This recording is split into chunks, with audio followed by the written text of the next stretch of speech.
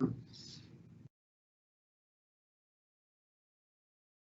me know before we're live, so I'm not sitting here like.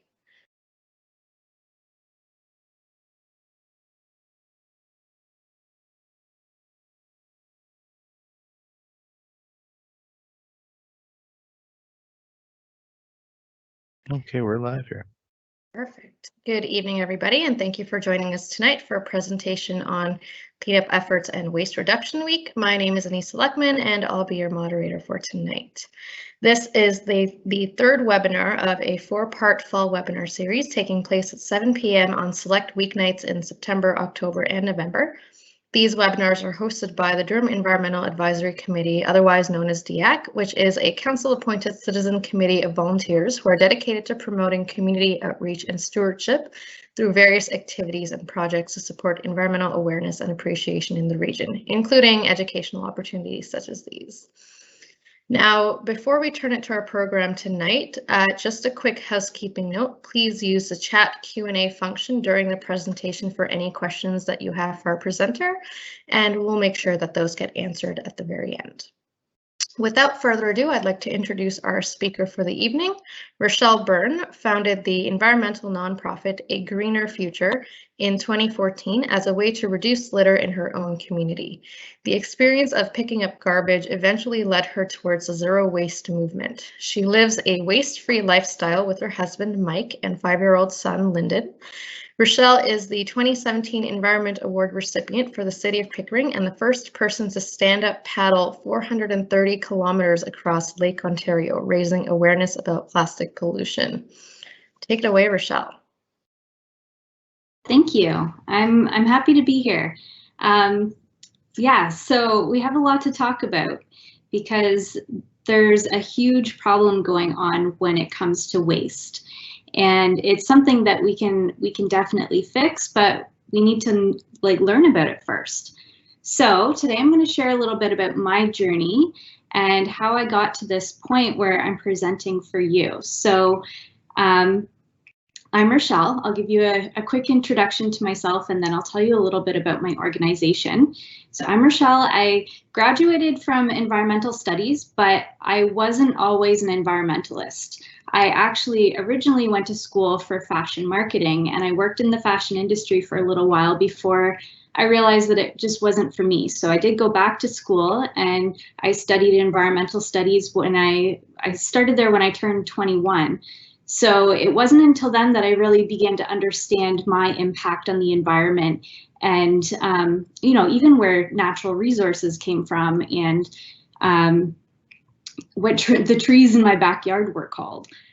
So it was a really big awakening for me, and I just fell head over heels for the environment and nature, and I just love being outside. And I think it's one of our greatest duties is to protect the environment because it is our home. So right now I am calling in from Oshawa. But I have also lived in Pickering and Markham and Peterborough, and I'm originally from Bobcaygeon, so I have moved around a lot, but I've been in the Durham region for about 7 years now. So I would consider this my home for the time being anyways. I started an environmental nonprofit back in 2014 called A Greener Future. That was just after I graduated from environmental school. And it wasn't really my intention to start a nonprofit. It wasn't really what I thought I wanted to do when I grew up, but it kind of happened, and I'm glad it did because I can't imagine doing anything else at this point. So through A Greener Future, I have learned a whole lot, way more than I could ever imagine, and it's grown so much. And I'm just so grateful that I have this opportunity to keep learning and to meet other people who are passionate about the environment. So I did paddle across Lake Ontario. I started in Kingston and paddled all the way to Niagara on the Lake. That was in 2020, when the pandemic basically shut down everything. We couldn't do litter cleanups because we weren't allowed to see each other. So paddling across the lake to raise awareness about plastic pollution was something that I thought I could do safely, and it worked out. It was way harder than I ever expected, but it was a lot of fun, and I did learn a lot, and I will talk more about that a little later in the presentation. And I think most importantly, running a greener future has taught me a lot about waste. It's one of those things that it's really hard to understand until you're seeing it with your own eyes and you're living it. So a lot of times we put garbage in our garbage can, we put it out at the curb, it gets taken away, we never see it again. And we're not surrounded by garbage all day long. So it's not something that's top of mind for a lot of people. But when I got out there and started doing litter cleanups, I was wondering, like, where is all of this coming from? It can't just be from people throwing stuff on the ground. And it turns out it wasn't. So I've learned so much, and I think the most important takeaway for me is that it has been life-changing, and not in a way where I just dropped everything and changed overnight. It's been a process. So I'd say over the last 10 years, I have made a whole bunch of small changes, and in that time, I've totally transitioned my lifestyle, and I produce a lot less waste. I am a very conscious consumer. I like to do research on the things I buy, and that's something that I never used to do. I used to go to Tim Hortons every day and get a tea before school, and I didn't really think about what waste I was creating or the impact I was having on the earth. So it is definitely a mindset, and I think that's what I'm most grateful for in this whole experience, is just being able to learn and adapt and change in a way that's not overwhelming, and do things that really do have a big impact but aren't difficult to do. And I think that's the key to being successful when it comes to sustainability. So onto a greener future. So I started a greener future in 2014. It started with one litter cleanup, and then I soon realized that that wasn't really going to cut it when it came to making a lasting impact.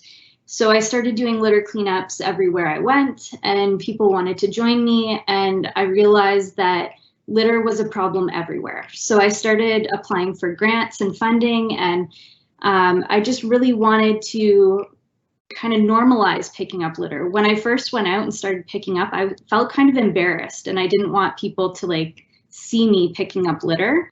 And I thought it was kind of weird that I'm trying to do something to protect the planet, but I felt almost embarrassed and ashamed of it. And it shouldn't be that way. So I thought by doing these cleanups and bringing people together, it might make the situation more comfortable and make people want to go out and pick up litter on their own. And I think for the most part, it worked. For one, I'm not embarrassed to pick up litter anymore. I do it all the time, and I've really gotten used to it. But I think it has allowed the opportunity for other people to join me and learn and have a new experience and kind of see the problem firsthand. And that's the first step in kind of making a transition into environmental stewardship. Once you learn a little bit, you want to learn a little bit more, and you want to kind of keep up that momentum. And I think a litter cleanup is a really good way to start on that environmental journey. So Love Your Lakes is one program that we run where we do over 100 litter cleanups each year, mostly along the shores of Lake Ontario, but in 2022, we're actually expanding to some of the other Great Lakes. And then we also have the Butt Blitz, which is a cleanup that's specifically focused on cigarette litter, because that's the #1 item that's littered around the globe. We run that program twice per year, once in the spring and once in the fall. And just this past fall in September, when we ran this program, we had 189 volunteers, and they picked up over 550,000 cigarette butts in just 1 month, which is incredible.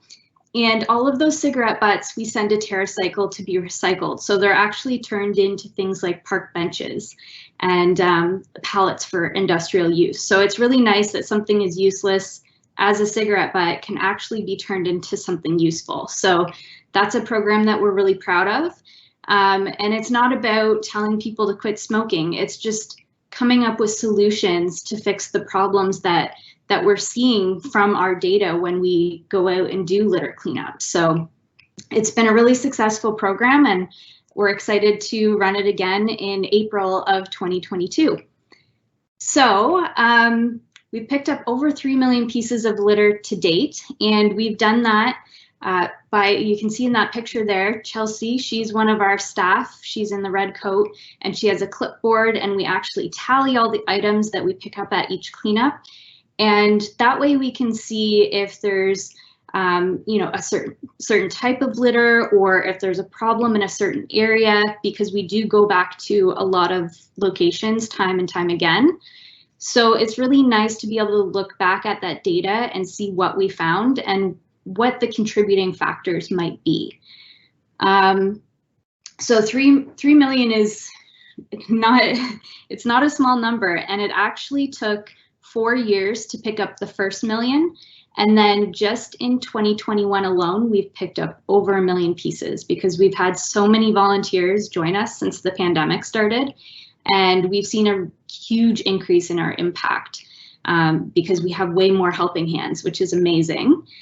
So we're up to about 800 volunteers annually, which is a lot of volunteers, and that's across mostly Ontario, but some of them are across Canada because our Butt Blitz program does run across Canada.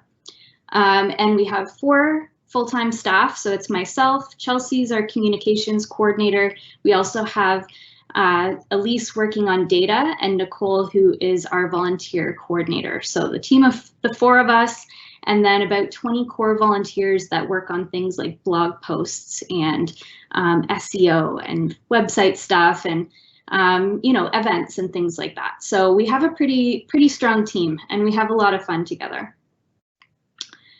So I just want to show you this map. This is a map of where we originally set out to do our Love Your Lake cleanup. So all of these dots are cleanups that we did with groups or core volunteers, and then the pins are public cleanups.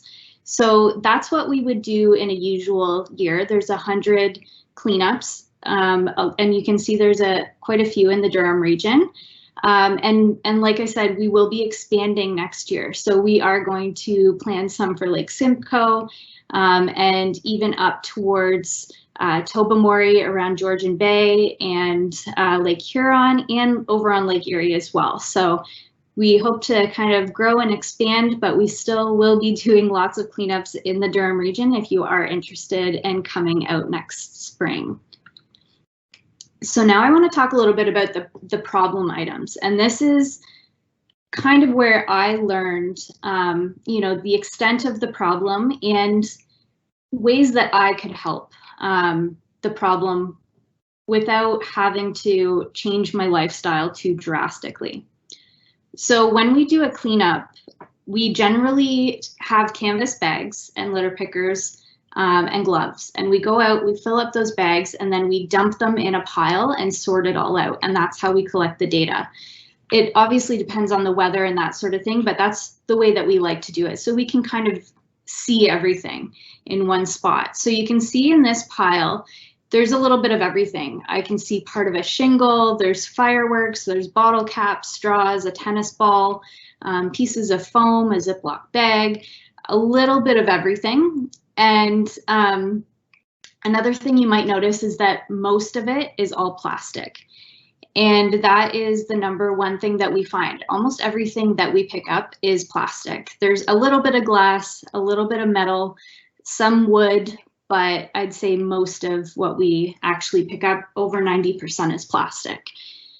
So one thing we pick up a lot of is bottle caps, and we don't often find as many bottles. And our theory for that is that a lot of the bottles fill with water when they get close to the lake, and end up on the bottom, and then the bottle caps float to the surface and they can end up on the shore. So we do find a lot of bottle caps, a lot of straws, although fewer now that there is a straw ban in place in a lot of locations, and a lot of restaurants have actually started using paper straws or no straws at all, which is amazing. So I find we are finding fewer, but we still do find some things that, even a lot of things that have been in the lake for a very long time and then wash up years later. And usually they're very degraded, brittle, covered in algae. We've found things that have drifted across the lake from the US, like a New York State Fair bracelet. So you never know what you're going to find, and it is kind of like a treasure hunt. We do find money sometimes, which is a lot of fun, but it's kind of interesting to see what we're finding, because it's coming from all different locations, and that's why it's so hard to prevent waste from accumulating in different areas, because it is coming from all different sources. So this is one thing that really surprised me when I was doing shoreline cleanups, was the fact that I was finding a lot of tooth flossers, Q-tip stems, and tampon applicators. And after doing some research, I did a little bit of digging, and I found out that there are combined sewage overflows and sewage bypasses that happen on Lake Ontario quite frequently. So what that means is that if there's high water levels or a lot of water being processed at once, sometimes because of old infrastructure, we can't process the waste fast enough, and some of that waste has to go just raw into the lake. And that means anything that's flushed down the toilet will end up in the lake as well. And we do find a lot of this stuff kind of in certain areas where we know there are either combined sewage overflows or water treatment plants nearby. And there's other things like condoms and syringes and bags of drugs and that sort of thing. So anything that is flushed down the toilet has potential to end up in the lake, which is something that we all kind of need to think about. And it can cause a real problem. And I'll show you on the next slide here. There's a lot of plastic that's ending up in the lake, and it breaks down smaller and smaller. And the smaller it gets, the harder it is to clean up. And the thing about plastic is that it isn't biodegradable. It won't disappear. It will just get smaller and smaller. And once it gets to the microplastic phase, it is almost impossible to clean up. And it can have a huge effect on us as people as well as wildlife, because that's our drinking water. And we definitely don't want it contaminated with microplastics, especially if we can't easily filter that out. So that's a big concern for me. And I found that while I was paddling along Lake Ontario, I got to see the lake from a completely different perspective. And I spent 92 hours out on the water. So I got to see a lot. And there was a lot more pollution than I thought.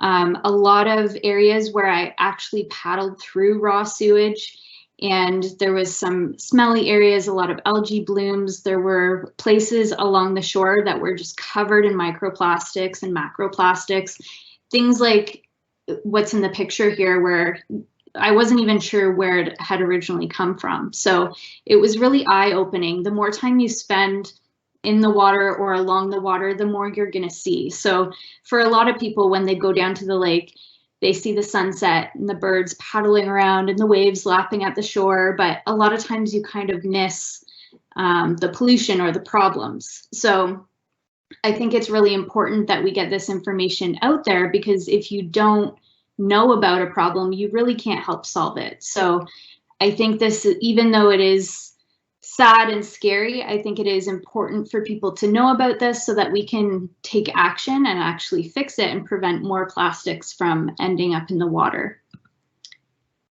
Another issue is foam. So we do find a lot of foam. And this can come from a whole bunch of different sources. So insulation is one. We do find a lot of debris from construction sites. Foam takeout containers is another big thing, but also docks. A lot of docks were originally made from foam because foam floats. And as they age, they start to break down and degrade. And we do find a lot of pieces of docks and just a lot of broken up bits that who knows where they came from. But this is really, really hard to clean up once it gets into an aquatic system for sure. And then the last thing is nurdles. So this is something that I had no idea that it existed because most people don't come in contact with nurdles. So what a nurdle is a plastic pellet used in manufacturing new plastic goods. So a factory will order a whole bunch of nurdles, they melt them down, and then they pour that into their molds to make whatever plastic item they're making. So I started finding these in like a few sandy areas. The first time I found them was at Sandbanks Provincial Park.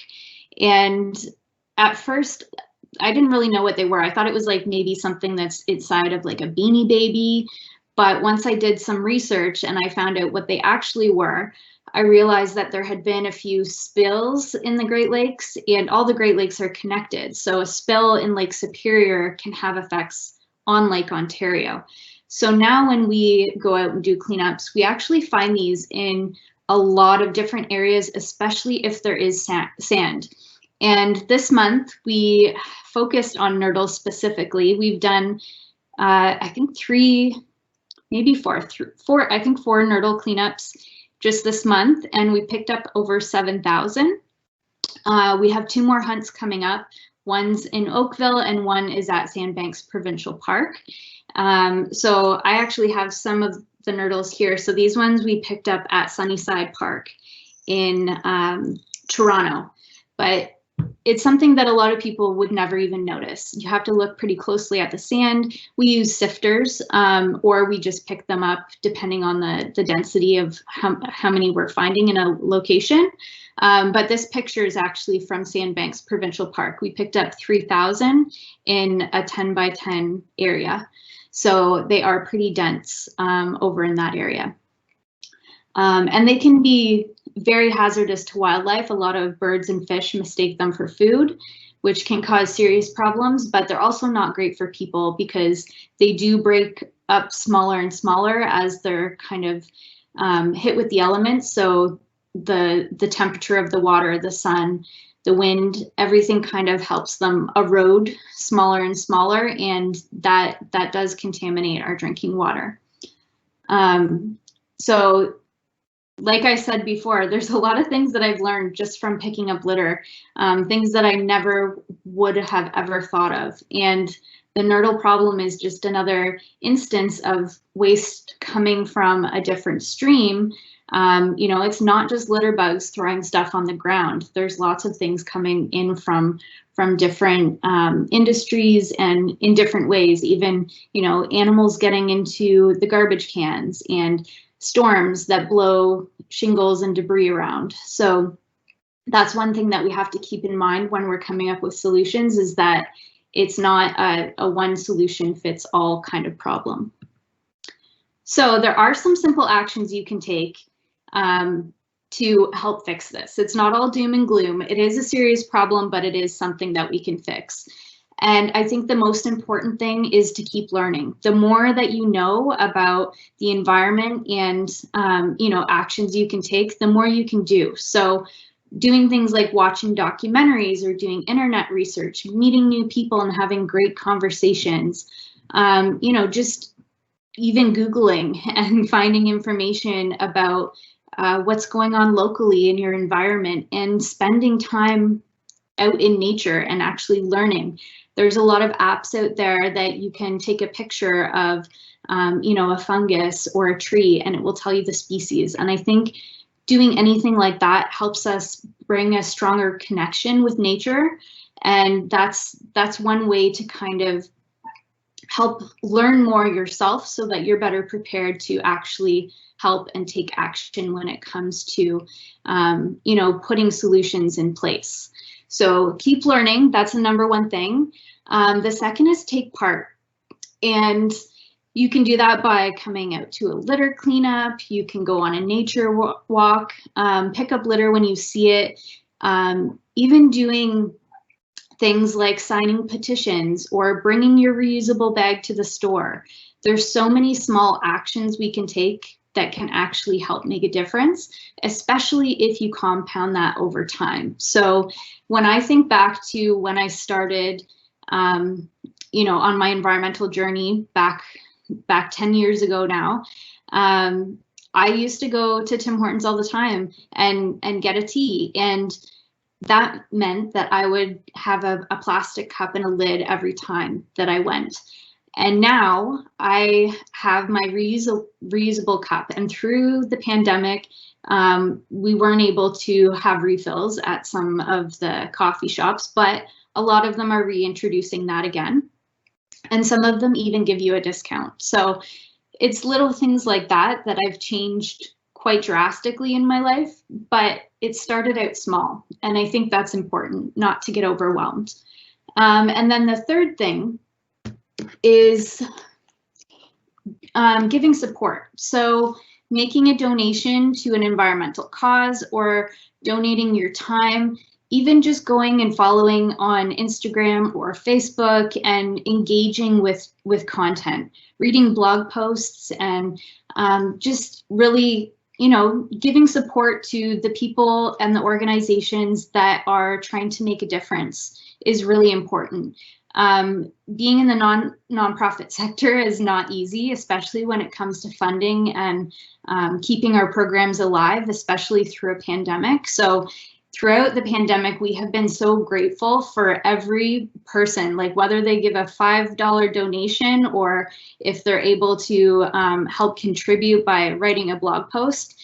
It works wonders for us because we are a small team and we have big goals and we really want to accomplish those goals. So all of these little contributions from a whole bunch of people do make a really big impact. And I can see it even in our growth as an organization. Starting out with just me going out and doing litter cleanups, we've really transitioned into more of a community, and it's been really nice to be able to meet people that are like-minded and really want to help the environment.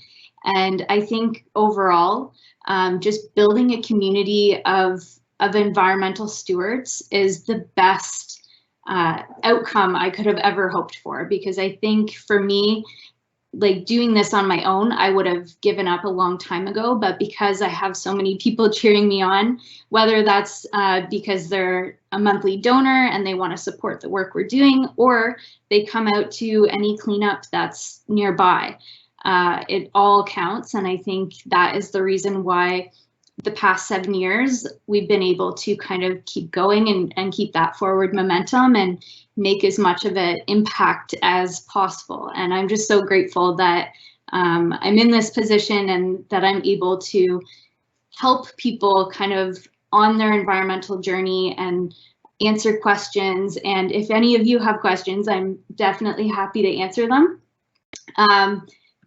So this is my last slide here. It has some information about A Greener Future, where you can find us online on social media. It's A Greener Future. You can also email me anytime. And I do have a couple links that I'm going to put in the chat. I have a volunteer registration form for anyone that is interested in volunteering with A Greener Future. You can fill out that form. And I also have the link to our documentary, which just came out on Vimeo. It's a $10 rental fee, but 100% of that goes to our environmental programs. So it's a really nice way to learn and also give back to our organization so that we can keep our programs going. So I will post both of those in the chat. But if anyone has questions, I am happy to answer. And thank you so much for listening.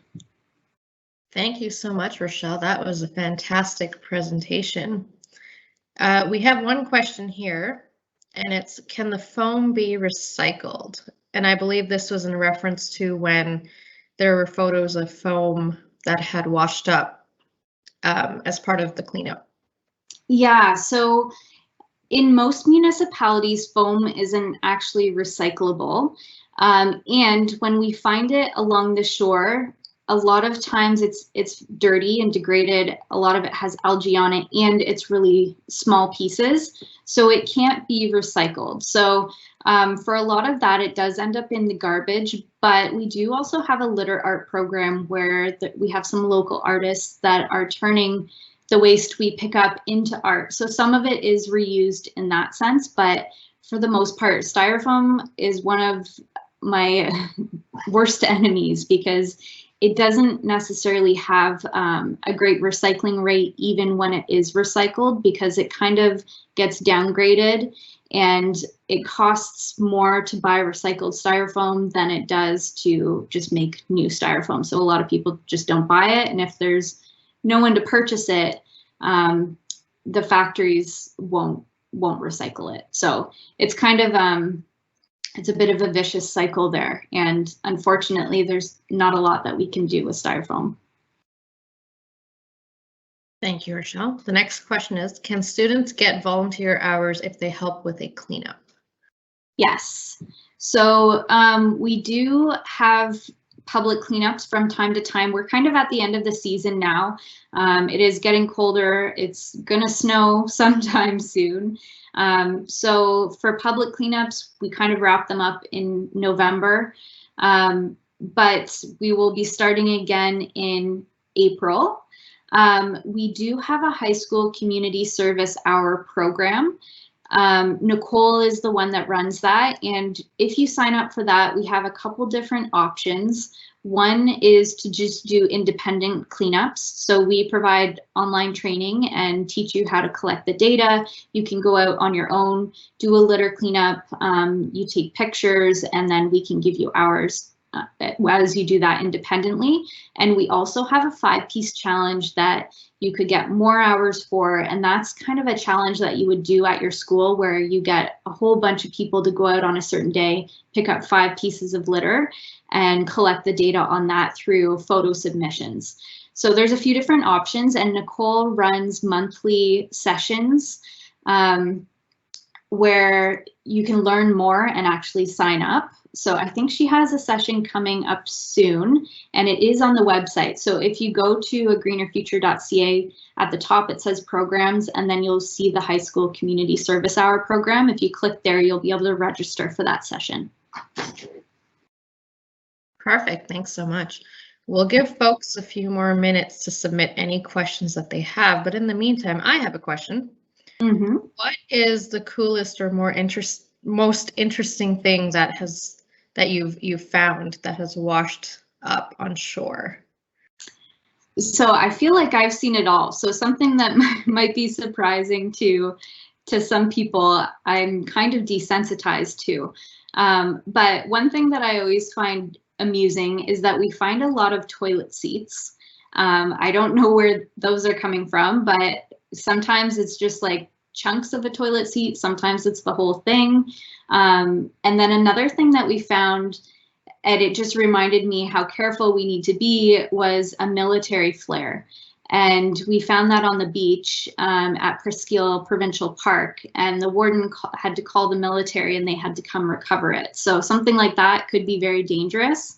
And it just, you never know where these things are coming from, and that's one thing that we always have to be careful of is our surroundings and what we're actually picking up.